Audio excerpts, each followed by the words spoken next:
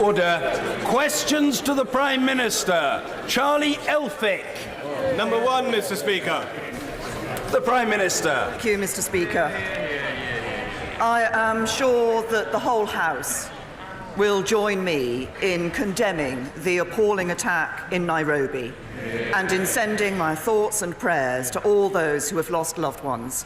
Our High Commissioner has confirmed 1 British fatality, and we're providing consular assistance to British nationals affected by the attack. We stand in solidarity with the government and people of Kenya and will continue to offer our support to meet the challenge to security and stability that is posed by terrorism in the region.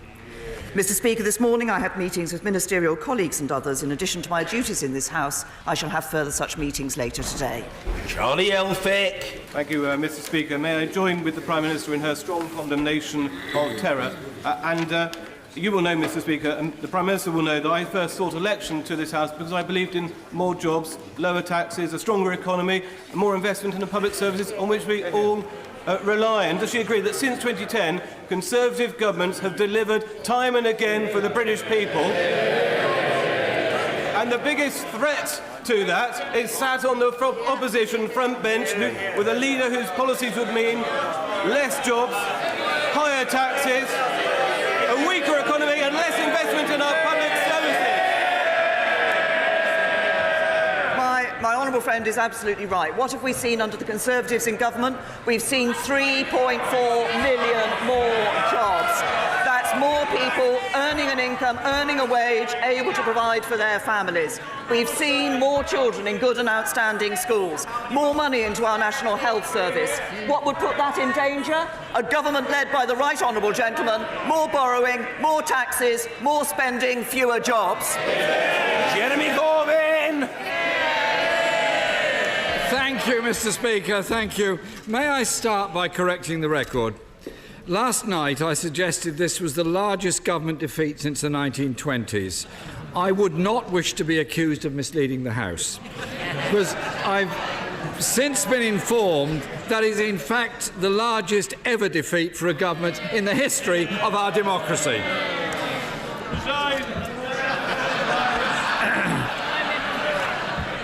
So, Mr. Speaker, shortly after the Prime Minister made her point of order last night, her spokesperson suggested the government had ruled out any form of customs union with the European Union as part of her reaching out exercise. Can the Prime Minister confirm that's the case? Can I say to the right honourable gentleman that the exercise that I indicated last night is, as I said, about listening to the views of the House, about wanting to understand the views of parliamentarians, so that we can identify what could command the support of this House and deliver on the referendum. And what the government wants to do is, first of all, to ensure that we deliver on the result of the referendum. That's leaving the European Union. And we want to do it in a way that ensures we respect the votes of those who voted to leave in that referendum. That means ending free movement. It means getting a fairer deal for farmers and fishermen. It means opening up new opportunities to trade with the rest of the world. And it means keeping good ties with our neighbours in Europe. Jeremy Corbyn. Mr. Speaker, my question was about the customs union. The Prime Minister seems to be in denial about that, just as much as she's in denial about the decision made by the House last night. I understand the Business Secretary told business leaders on a conference call last night, we can't have no deal for all the reasons you've set out. Can the Prime Minister now reassure the House, businesses and the country and confirm that is indeed the government's position, that we can't have no deal? I think that the point that the Business Secretary is making, and that he has made previously, is that if you don't want to have no deal, you have to ensure that you have a deal. Now, I will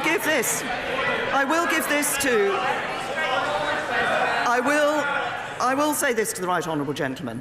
There are actually 2 ways of avoiding no deal. The first is to agree a deal, and the second would be to revoke Article 50. Now, that would mean staying in the European Union, failing to respect the result of the referendum, and that is something that this government will not do. Jeremy Corbyn. Prime Minister hasn't answered on a customs union, hasn't answered on no deal, and continues to spend £4.2 billion of public money on a no deal scenario. Yeah. Can't she understand? Yesterday the House rejected her deal. She needs to come up with something different than that. But, Mr. Speaker, it's not just on Brexit that this government is failing. 4 million working people are living in poverty, 500,000 more children in poverty compared to 2010. The Rowntree Foundation confirms in-work poverty is rising faster than the overall employment rate. With poverty rising, can the Prime Minister tell us when we can expect it to fall for the time she remains in office? Can I tell the right honourable gentleman what is happening? We now see 1 million fewer people in absolute poverty. That is a record low. We see 300,000 fewer children in absolute poverty. That is a record low. We see a record low in the number of children living in workerless households, and income inequality lower than at any point under the last Labour government. That's Conservatives delivering for the people of this country. What would we see from the Labour Party? £1,000 billion more in borrowing and taxes, the equivalent of £35,000 for every household in this country. That's Labour failing to deliver for working people, because working people always pay the price of the Labour Party. In denial on a customs union, in denial on no deal, in denial on the amount of money being spent preparing for no deal, in denial on last night's result. And even the UN rapporteur on poverty says the government is... Well, Mr. Speaker, it's very telling indeed, that as soon as I mention the report of the UN rapporteur who said the government was in a state of denial about poverty in Britain, Tory MPs start jeering. Tell that to people queuing up at food banks. The government too, Mr. Speaker, has failed on children's education. Can the Prime Minister tell us what is her greatest failure? Is it that education funding has been cut by £7 billion, per pupil funding fallen by 8%, sixth form funding cut by a fifth, or that the adult skills budget has been slashed by 45%? Which is it, Prime Minister? Hundreds of free schools, a reformed curriculum, 1.9 million more children in good or outstanding schools, narrowing the attainment gap for disadvantaged children. This is a government that is delivering the education that our children need for their future. But I say to the right honourable gentleman, he talks about being in denial. The only person in denial in this chamber is him, because he has consistently failed to set out what his policy on Brexit is. I said to him last week that he might do with a lip reader. I think when it comes to his Brexit policy, the rest of us need a mind reader. Jeremy Corbyn. Mr. Speaker, the Prime Minister is very well aware that we want there to be a customs union with the EU. She seems to be in denial about that. But one of the problems she has on her denial is the flagrant disregard for facts and statistics. And the Statistics Authority has written to the Department of Education 4 times to express their concern about the use of dodgy figures by her ministers. When police officers told the then Home Secretary not to make more cuts to police, that Home Secretary accused them of crying wolf. With 21,000 fewer police officers and rising crime across the country, does the Prime Minister accept that the then Home Secretary got it wrong? I say to the right honourable gentleman, of course, as we look at what is happening, particularly at what is happening on knife crime and serious violence, we recognise the need to take action. That's why we've introduced the Offensive Weapons Bill, and it's why my right honourable friend, the Home Secretary, has introduced the Serious Violence Strategy. We are also making nearly £1 billion more available to police forces over the next year. But I also say to the right honourable gentleman, yet again in all of these questions about public services, he only ever talks about the money that's going in. What matters with the police is the powers that we give them as well. And what was it? What was it when we came to the issue of knife crime? When we came to the issue of knife crime, when we came to the issue of taking more action at criminals who were involved in knife crime, when we said that if somebody was caught on the streets for a second time for a knife crime, they should be sent to prison, what did the right honourable gentleman do? He voted against. He doesn't support our police. He doesn't support our security. Jeremy Corbyn.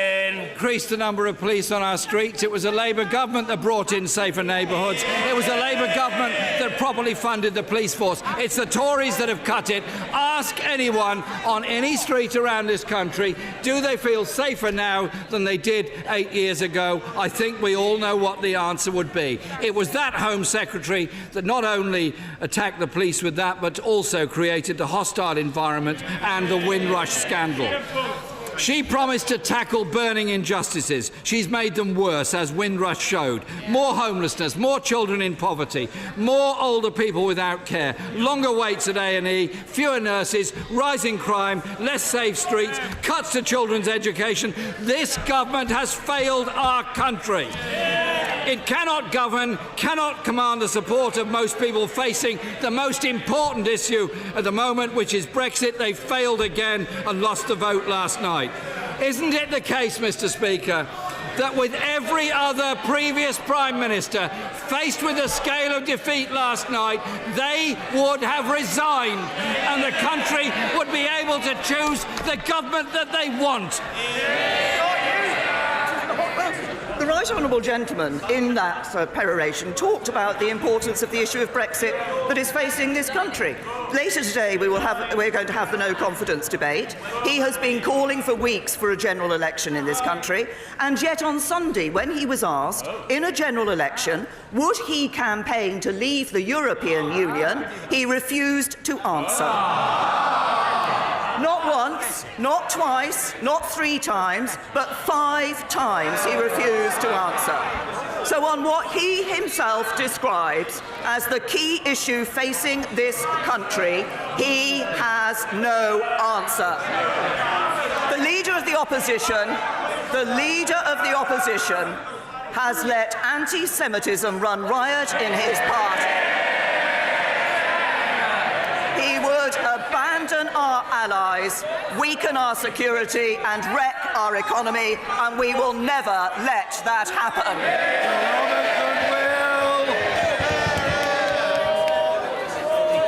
The Prime Minister will be aware of the Serious Minerals project in my constituency that is already employing around 1,000 people and is set to boost British exports by £2 billion. From her visits to China, where she met the company's customers, she will know how important this polyhalite fertiliser product can be around the world. The company is currently seeking a Treasury guarantee to complete its financing. Does the Prime Minister agree with me that this is precisely the sort of project the government should be supporting to show our commitment to the Northern Powerhouse and the industrial strategy? Well, can I say to my right honourable friend, I'd like to thank him for raising this issue, because I was particularly pleased to meet the CEO of Sirius during my trip to China and talk to them about the work that they're doing. And it is, as he says, exactly projects like this that drive investment and exports in the north that are what the Northern Powerhouse is all about. Now, in relation to the particular discussions my right honourable friend mentioned, I'm sure he'll understand these are commercially sensitive, so it would be inappropriate for me to comment on the specific discussions. But this, as I say, is exactly the sort of project that is what the Northern Powerhouse is all about, in driving investment, driving experts, good for the north. Ian Blackford. Thank you, Mr. Speaker. Can I associate myself with the remarks of the Prime Minister on the atrocity in Kenya and, of course, our solidarity with the people there. Mr. Speaker, yesterday the Attorney General said that any new deal would be much the same as the one already on the table. We know that the European Union won't renegotiate. If the Prime Minister survives today to bring forward her Plan B, will she concede that Plan B will basically be a redressing of Plan A? As I said in one of my answers to the Leader of the Opposition, what we want to do following the defeat that we had in this House last night is listen to parliamentarians and find out the point at which what is it that would secure the support of this House? That is the question that we will be asking, but that is against the background of ensuring that we deliver on the referendum result, that we leave the European Union and we recognise what people were voting for when they voted in that referendum result, an end to free movement, ensuring that we could have trade, have our own trade policy with the rest of the world, be fairer to our farmers, fairer to our fishermen, but maintain that good relationship with our neighbours in the EU. Ian Blackford.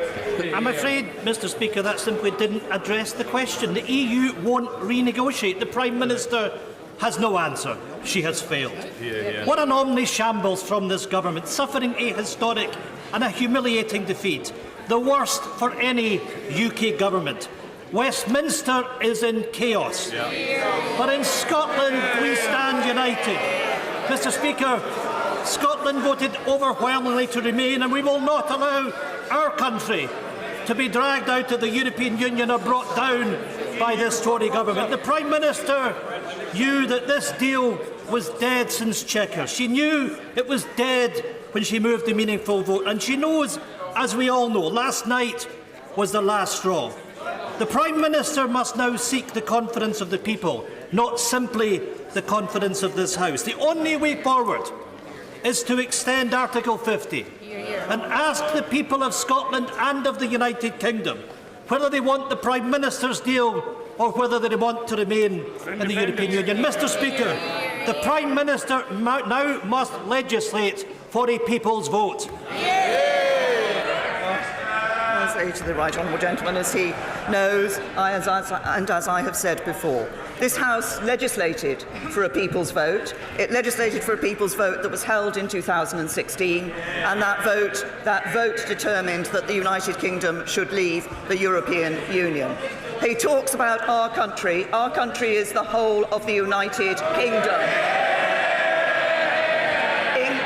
England, Scotland, Wales and Northern Ireland, and it is for the whole of the United Kingdom that we will be looking for a solution that secures the support of this House and ensures that this Parliament delivers on the vote of the people. Jeremy Lefroy.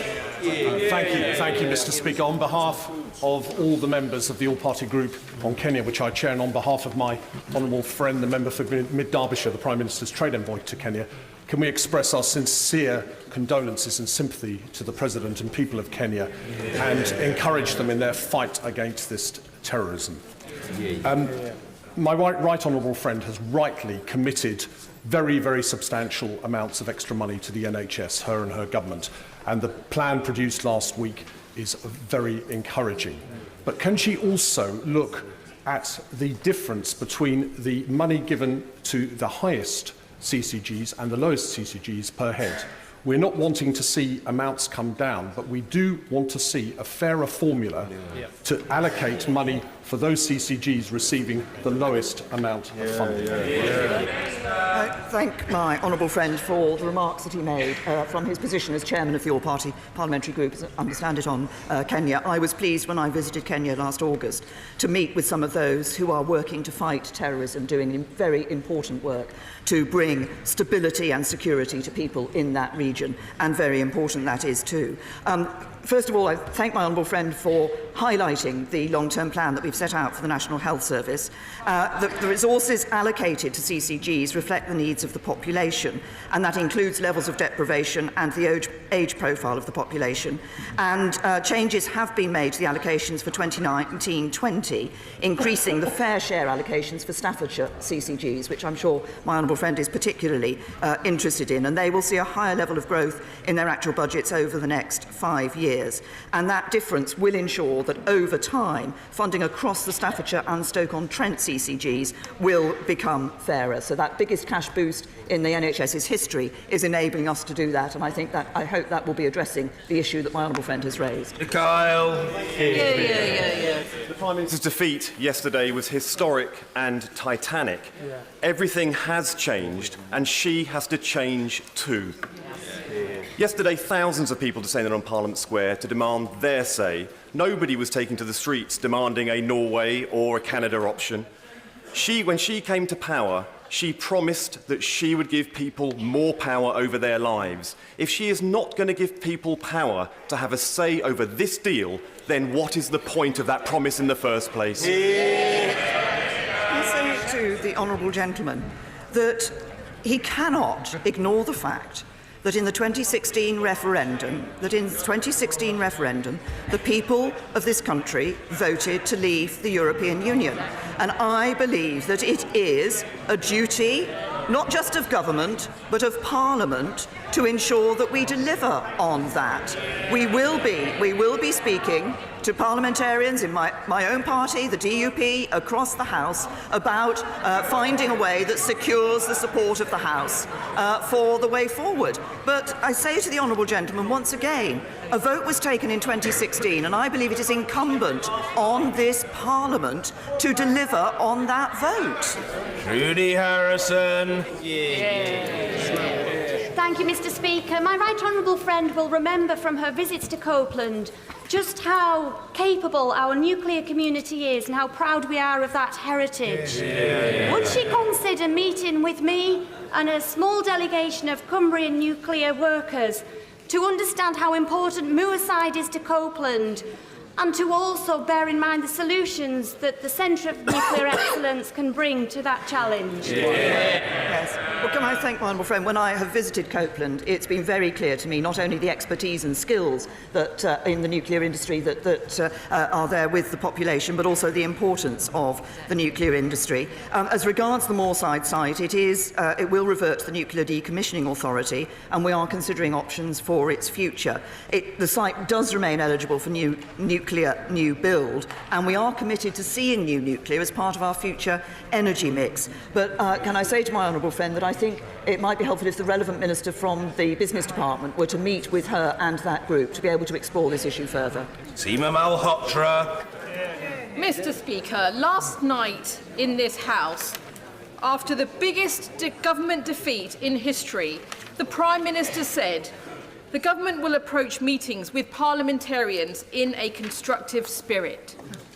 But it appears that cross-party talks means inviting people in to tell them why her deal is best, or to see if they've got any ideas on how to get her deal through. Apparently now, Number 10's resistance to a customs union with the European Union after Brexit was a principle and not a red line.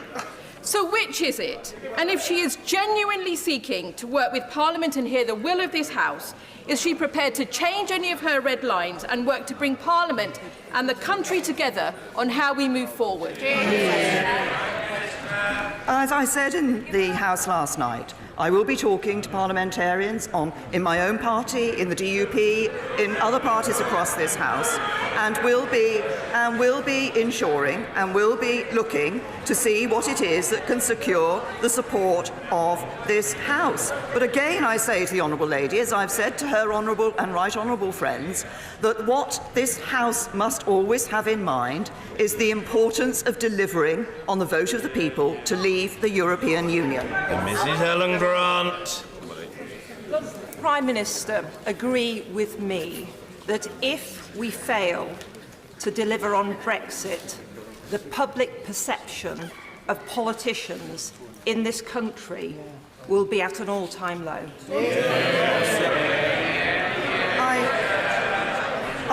I absolutely agree with my honourable friend, and this is so important.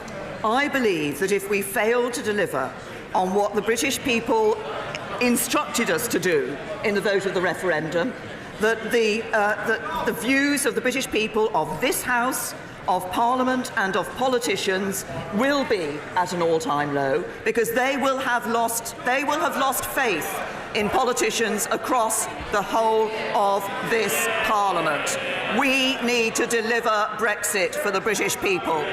Dr. Roberta Blackman-Woods. Mr. Speaker, the Prime Minister may have created a Brexit crisis, but other crises are unfolding too. Chronic health conditions and obesity in the North East are the highest of any English region, and people in Durham over 65 can only expect 8 years of health healthy living compared to 14 in Windsor and Maidenhead. So why on earth is the Prime Minister planning to cut Durham's public health budget by a massive 40% that will not only worsen health outcomes of my constituents, it will ultimately cost the NHS more and further widen health inequalities? Well, I say to the Honourable Lady, of course, in terms of public health funding, that will be looked at in the spending review. But if she assumes that the only action that is taken in relation to obesity and other conditions in terms of prevention is through public health, that is not the case. If she looks at the NHS long-term plan that has been announced and looks funded, of course, by the biggest cash boost in the NHS's history given by this government, what she will see is an emphasis on prevention and an emphasis on ensuring that people are able to lead healthier, independent lives for longer. Mr. Kenneth Clark. Mr. Speaker, I sat through many hours on every day but one of the recent debate, and I did listen very carefully to the extraordinary range of views that was expressed on all sides throughout it. And it did seem to me that the only clear majorities in this House on a cross-party basis are firstly against leaving with no deal, again in favour of extending Article 50 to give us time to sort out what it is we now propose to do, and in favour of a customs union, some form of customs union, and some sufficient regulatory alignment to keep all our borders between the United Kingdom and the European Union open after we leave. Will the Prime Minister not, just as I have had to accept that the majority in this House is committed to the UK leaving the European Union, that she must accept that she must now modify her red lines, which she created for herself at Lancaster House, and find a cross-party majority which will be along the lines that I have indicated? My right honourable friend started off by saying there was a considerable number of views across this House. It is precisely because of that we will be undertaking the discussions with members, with parliamentarians, that I indicated would happen last night. He talks about the possible extension of Article 50. Of course, Article 50 cannot be extended by the UK. It has to be extended in consultation, in agreement with the European Union. The government's policy is that we're leaving the European Union on the 29th of March. But the EU would only extend Article 50 if actually it was clear there was a plan that was moving towards an agreed deal.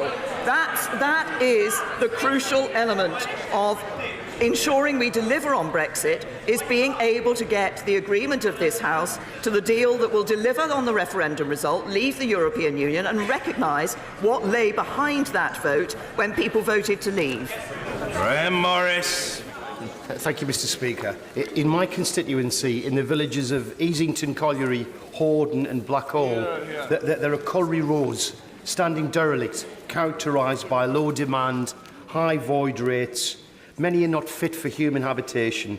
They're neglected by absentee landlords, a magnet for antisocial behaviour and crime.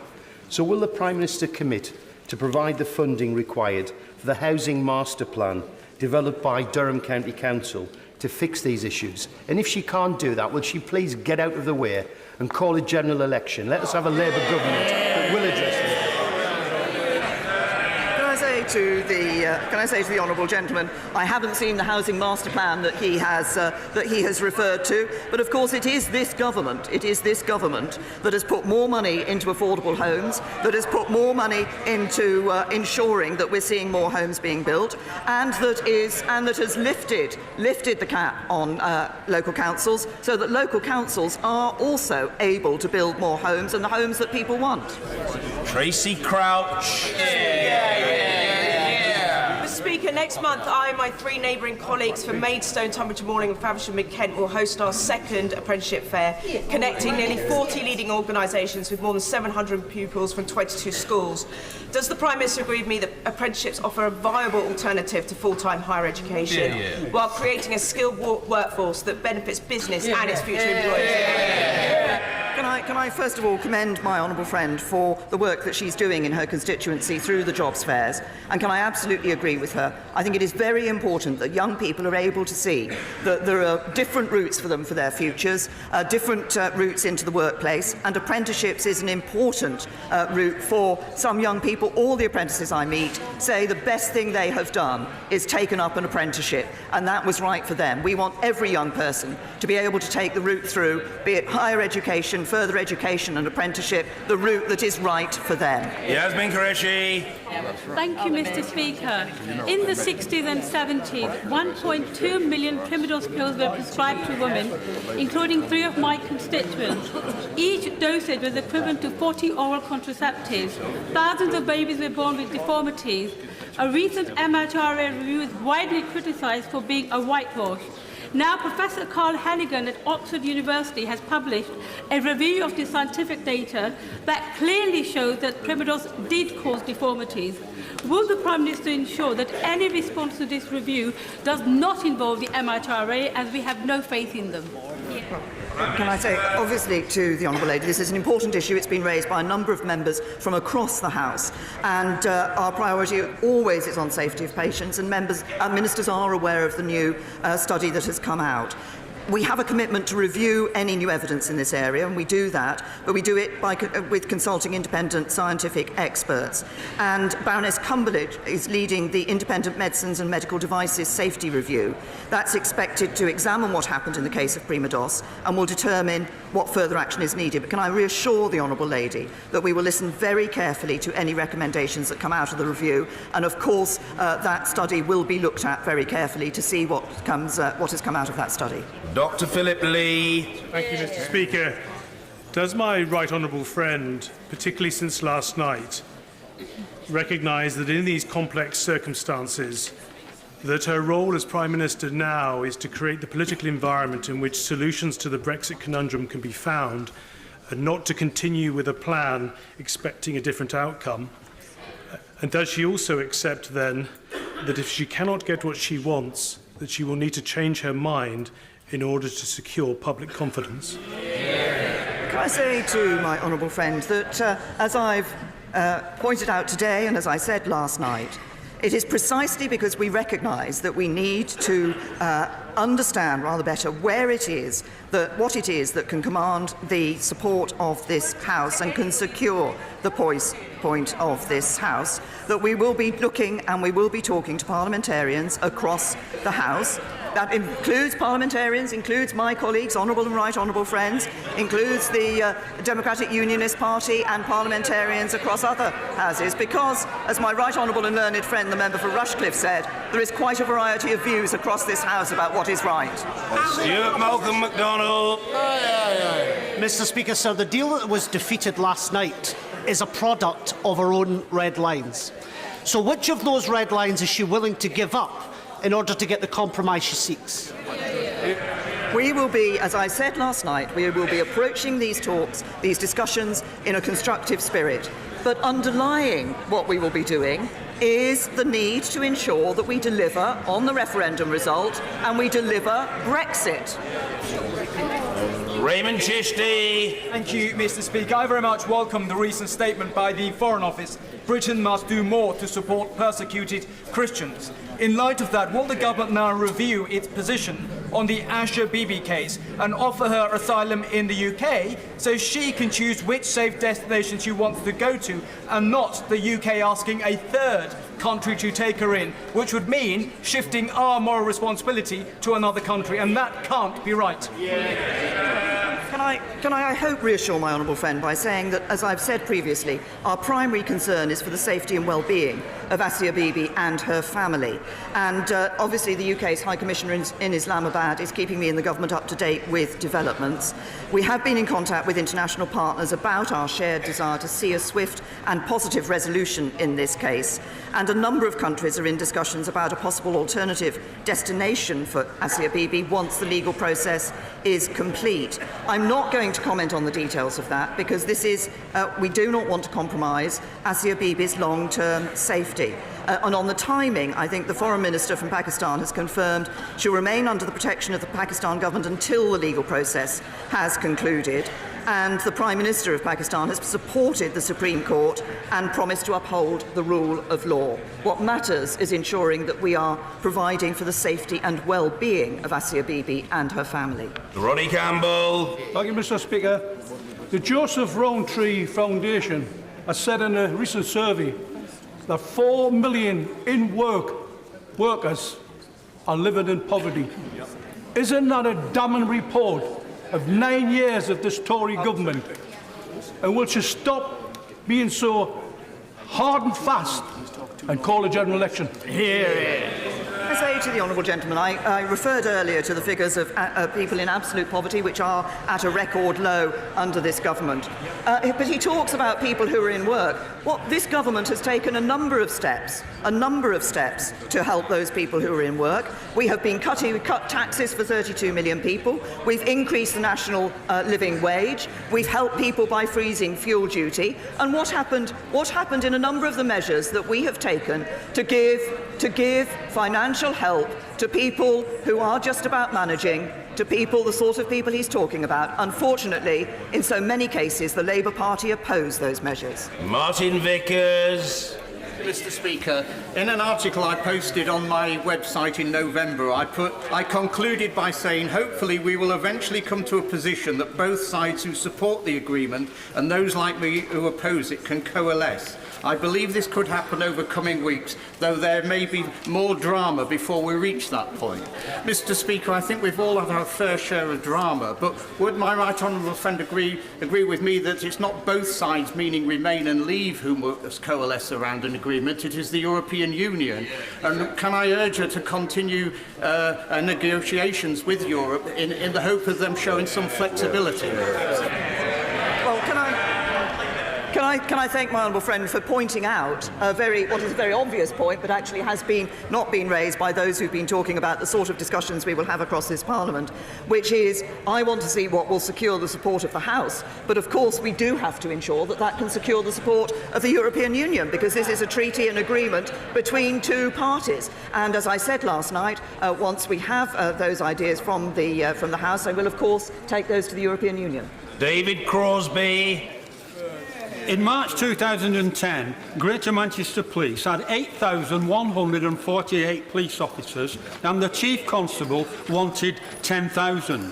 By June 2018, we had 6,199 and the numbers are still going down. Incidents of crime are rising right across Bolton. And is it any wonder, and more importantly, Mr. Speaker, is it acceptable that the police are failing to attend violent attacks and systematic drug-dealing locations? I say to the honourable gentleman, as I indicated earlier, we have, as a government, made more money available to police forces. Next year, nearly £1 billion extra will be available to police forces. But it isn't just, of course, about the money that's available to police forces. It is about the power that the police have, and that is why we have been introducing the Offensive Weapons Bill. It's why we continually take action to make sure that the police have the power they need to keep us safe. Nicky Morgan. Thank you very much indeed, Mr. Speaker. Further to her point of order last night and the questions asked so far at this question time, does my right honourable friend agree that we all need to maintain maximum flexibility if we are to build a consensus around Brexit in this House? Yes, as I said last night, we will approach the discussions we will have with honourable members and right honourable members across this House with, in a constructive spirit. And as I said earlier, what we do need to retain, though, as we're looking at those discussions to find what will secure the support of the House, is to remember that what we are doing is finding a way to deliver Brexit and deliver on the vote of the British people. Carol Monaghan. Thank you, Mr. Speaker. And I don't like to worry the Prime Minister, but it is notable that I had a question at David Cameron's final PMQs. Last night, after the Prime Minister's crushing defeat, she said, EU citizens who have made their home here deserve clarity on these questions as soon as possible. Mr. Speaker, the clarity is in the Prime Minister's own hands. So will she now show leadership, prove that she values EU nationals, scrap the settled status fee, and give a guarantee to all EU nationals that their future in the UK is secure? I say to the Honourable Lady that, of course, the withdrawal agreement that was negotiated with the European Union set out the ways in which EU citizens' rights would be guaranteed here in the United Kingdom, and reciprocal rights for UK citizens in the European Union would be guaranteed. Now, the vote last night rejected that package of the withdrawal agreement and the political declaration. We have said as a government and made it clear that in a no-deal situation, we would also guarantee the rights of EU citizens who are living here, and we stand by that. Gillian Keegan. Thank you, Mr. Speaker. No country has ever left the EU using Article 50, so I do not underestimate the challenge. But back in the real world, businesses up and down the country, with the possible exception of Wetherspoons, are extremely disappointed with last night's vote, and short-term investment decisions are still on hold or going against the UK. Would the Prime Minister agree that protecting just-in-time supply chains, on which my constituents' jobs depend, must be at the heart of any solution? Can I say to my honourable friend that she has raised a very important point, because, of course, what the deal we put to Parliament last night, one of the things it did do was to protect those just-in-time supply chain models, and our position on their importance has not changed. Today, as we look ahead to today's vote, backing the government today will enable us to find a way forward on Brexit and on the issues, as she says, that matter at home, and ensure that this country has the government it needs to take it forward, to deliver on the referendum, and, as she says, ensure that we are protecting the jobs not just of her constituents, but jobs around the whole of this country. D. Lucas. Here, here. Rulver Nuclear Power Station is a £20 billion UK-Japan trade deal of vital importance to North Wales, to North West England, and to the UK energy policy as a whole. Did the Prime Minister discuss its difficulties with the Prime Minister of Japan last week? And if not, why not? Here, here. We have been working with Hitachi, we have been working with the government of Japan, and yes, I did raise the issue of the Wilfer site with the Prime Minister of Japan last week. Of course, the company involved will be making a commercial decision in relation to this matter. The government has been in discussion with them for some time, has been providing support. We do want to see new nuclear as part of our energy mix in the future. We also have to make sure that the cost of any energy that is provided by nuclear is at a reasonable level for the consumer.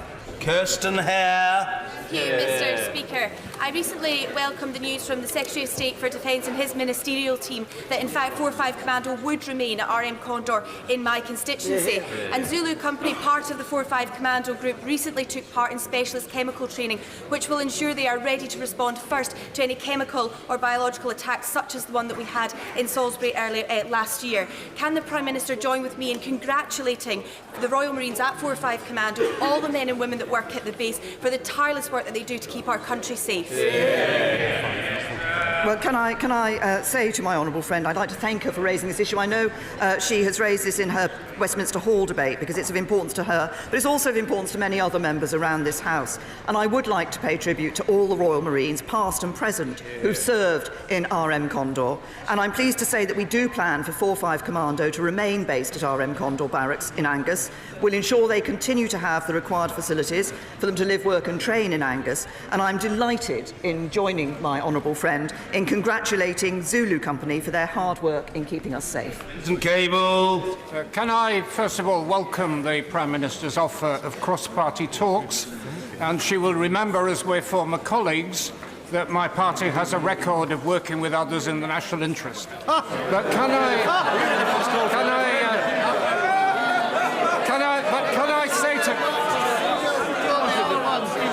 say to her that she shouldn't even bother lifting the telephone to opposition parties unless she's willing to rule out categorically a no deal Brexit, unless she's willing to enter into a constructive conversation about a people's vote. Can I say to the right honourable gentleman, as I said earlier, of course, there are two ways of avoiding a no deal. One is to have a deal, and one is to stay in the European Union. We will not be staying in the European Union, but I look forward to having. I'm happy to have constructive discussions with party leaders who want to put the national interest first. Sadly, from everything I've heard, not every party leader wants to do that.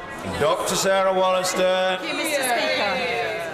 Driving off a cliff never ends well, particularly if it results in a crash and burn Brexit with no deal in just 72 days' time. But there's another way that we can avoid this, and that is to be realistic in extending Article 50 to allow us to put a realistic negotiated Brexit direct to the British people, to ask if it has their consent, and also to include an option to remain with the excellent deal we already have. I say to my honourable friend, she will not be surprised to hear, because I've said it in Prime Minister's questions today. I believe we should deliver on the vote of the referendum in 2016, that we should be delivering Brexit. As I've indicated earlier to her, she and others have talked about extending Article 50. The European Union would only extend Article 50 in the circumstances in which it was going to be possible to come to an agreement on a deal. The talks that we will be having, the discussions I'll be having with parliamentarians across this House will be aimed at ensuring that we can find a way to secure a deal that will get the support of this House. Order.